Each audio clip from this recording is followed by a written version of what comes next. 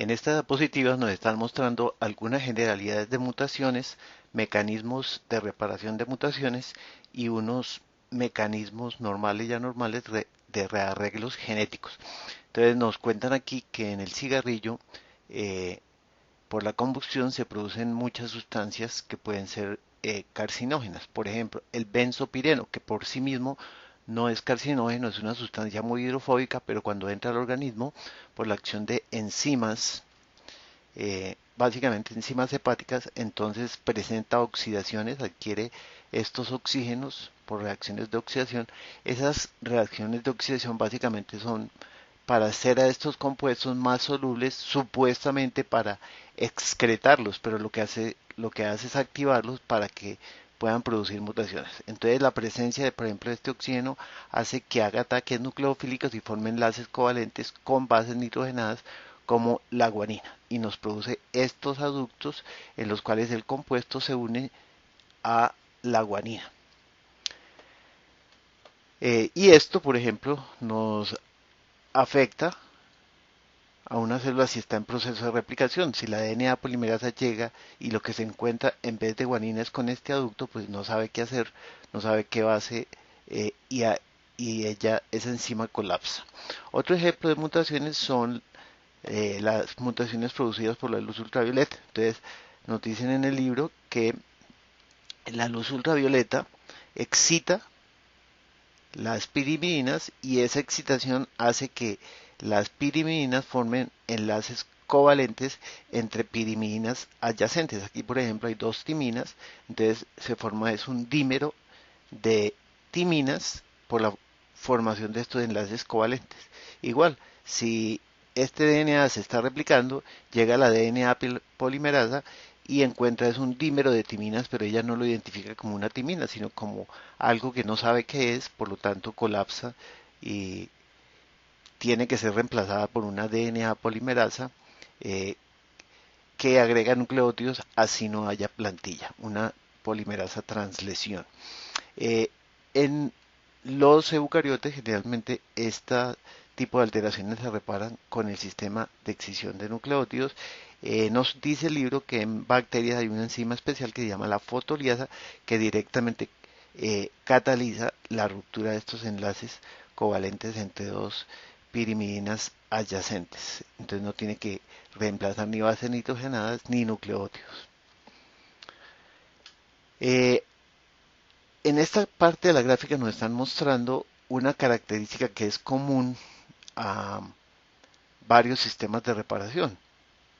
Por ejemplo, entonces, este es un DNA normal, entonces puede producirse una alteración que nos lleva a una distorsión importante o muy pequeña del DNA. Esta distorsión es reconocida por unas proteínas especializadas en ello.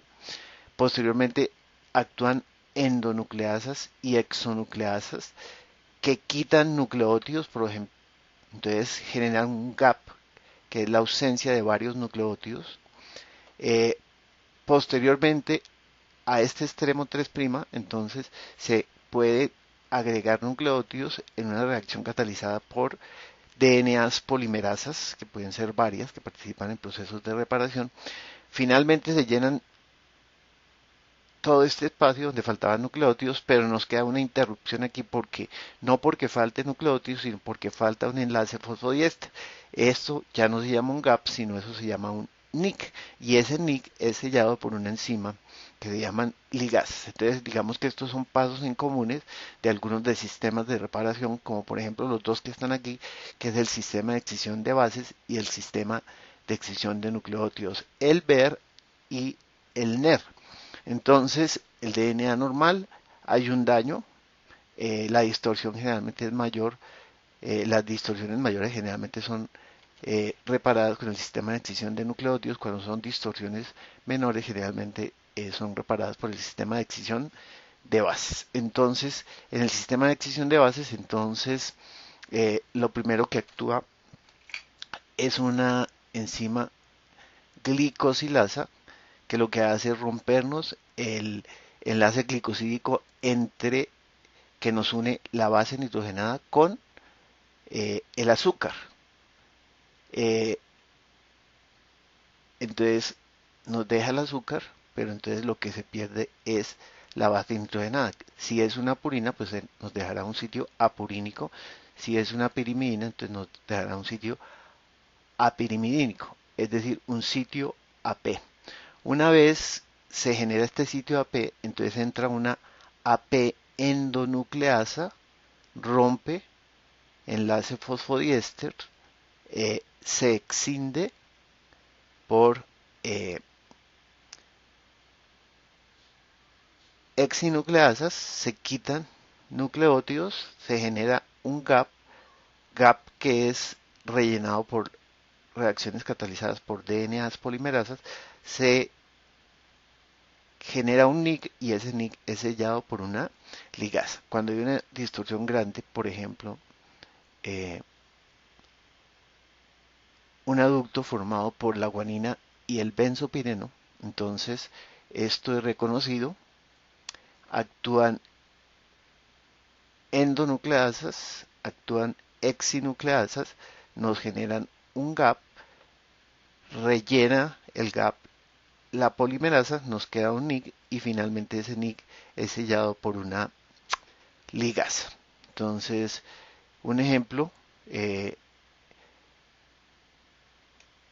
la citosina se puede examinar.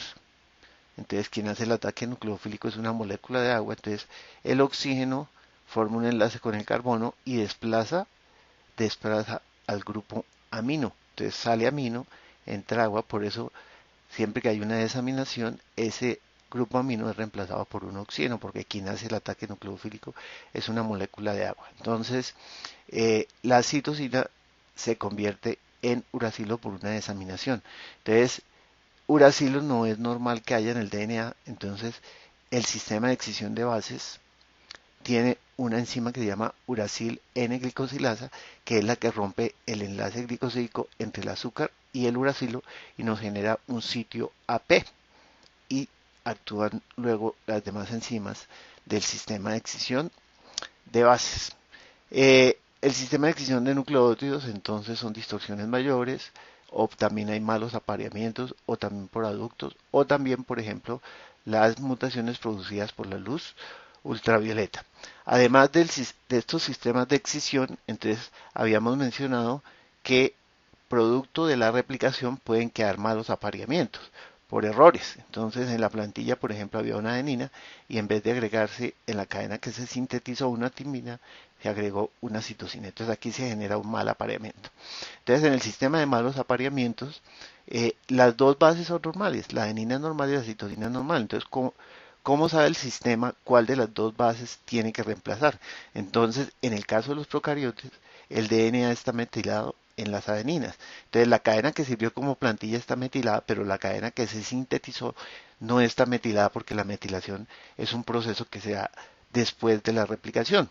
Entonces, el sistema reconoce cuál es la cadena que no está metilada y en la cadena que no está metilada actúan endonucleasas, actúan hexinucleasas o exonucleasas, se genera un gap, eh, ese gap es rellenado por una DNA polimerasa y finalmente actúa una ligasa. Entonces se corrige el mal apareamiento, porque ya aquí eh, en la plantilla hay una adenina y el nucleótido que se agrega es un nucleótido que tiene timina.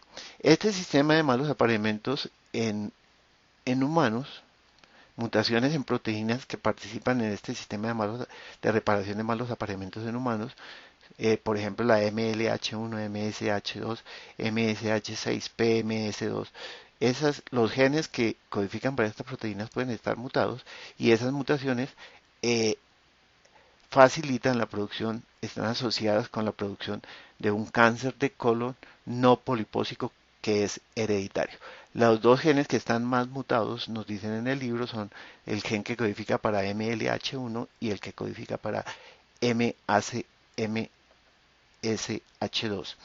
Un sistema parecido al sistema NER es un sistema acoplado al proceso de transcripción. Entonces, cuando la RNA polimerasa está transcribiendo, la plantilla puede tener mutaciones. Entonces, hay que reparar la plantilla. Entonces, por eso hay un sistema de reparación parecido al NER que corrige mutaciones en la plantilla cuando hay el proceso de transcripción.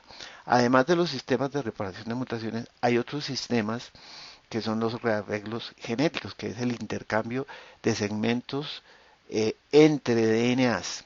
Uno normal es el crossing over, que ocurre durante la meiosis, que utiliza un sistema que se llama la recombinación homóloga, que está mejor explicado aquí, aunque también está superficial.